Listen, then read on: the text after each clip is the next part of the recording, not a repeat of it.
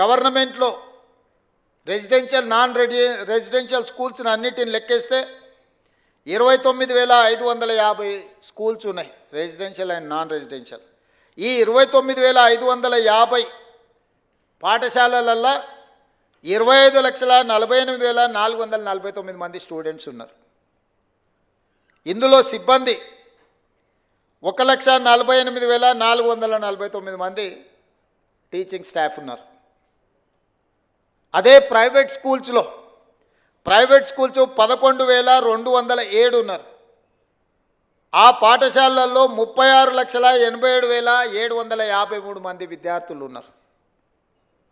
వాళ్ళ సిబ్బంది 1,83,372 మంది ఉన్నారు.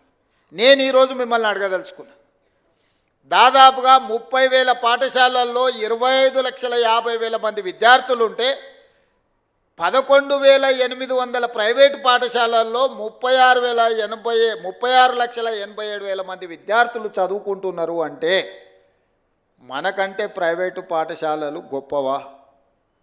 మనకంటే విద్యా ప్రమాణాలు ఎక్కువగా ఉన్న సిబ్బంది వాళ్ళ దగ్గర ఉన్నారా? మనం ఎందుకు ఆ ప్రైవేట్ స్కూల్స్తోని కాంపిటీట్ చేయలేకపోతున్నాము? మన కాంపిటీషన్ ఎందుకు వాళ్ళతో పోటీ పడే విధంగా లేదు? ఎక్కడ లోపం ఉన్నదో దాన్ని ఆత్మ పరిశీలన చేసుకోవాల్సిన బాధ్యత ప్రభుత్వానికి, మీకు మాకు ఉన్నదా లేదా ఒకసారి ఆలోచన చేయండి అని నేను అడుగుతున్నా. ఈరోజు ప్రైవేట్ స్కూల్స్ చదువులు చెప్పే అక్కడుండే ఉపాధ్యాయుల యొక్క ఎక్స్పీరియన్స్ కానీ వాళ్ళ చదువులు కానీ మీకంటే ఎక్కడ ఎక్కువ లేవు. నేను చాలా పాఠశాలల్లో వివరాలు తెప్పించిన, కానీ ఫోకసే ఎక్కడో మిస్ అవుతున్నాం.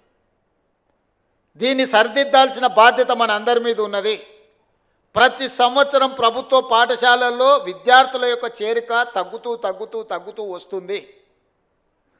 విద్యా ప్రమాణాలు పడిపోతున్నాయి. ఇది ఆందోళన కలిగించే స్థాయికి చేరుకున్నాము. విద్యా ప్రమాణాలను పెంచడమే కాదు,